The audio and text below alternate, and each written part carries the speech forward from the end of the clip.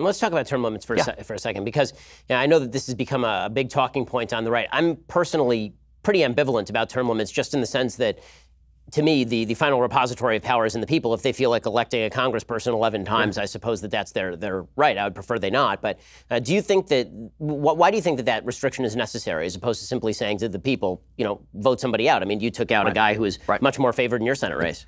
So look, I understand that sentiment, and there are times even when I've been pretty amenable to it.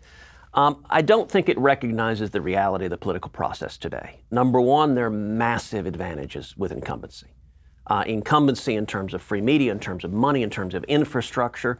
It's incredibly difficult to defeat an incumbent. But number two, it was interesting. I used to be a supporter of term limits until I got in the Senate, and now I'm 1,000 times more a supporter of term limits. Because what I've seen, the dominant instinct, Ben, in the Senate, and this is true in the House also, is risk aversion. There's an old joke that politics is Hollywood for ugly people.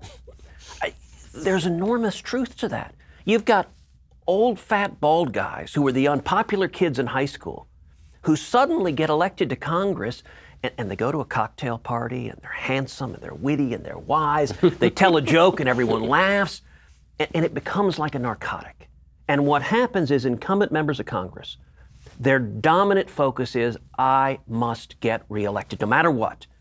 And so on any big issue, on any big choice, if there's a serious solution, the reasoning often is, you know what? If we do that, that entails risk. And if there's risk, I might not get reelected. And if I don't get reelected, who am I?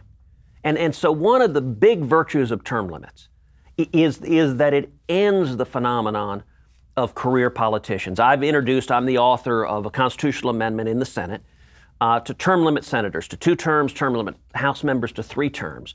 And the virtue of that is that at least you throw the bums out and bring new people in. And I think you're more likely to have, I hope, a Congress that is responsive to the people, because the elected officials are not just obsessed with staying there for life.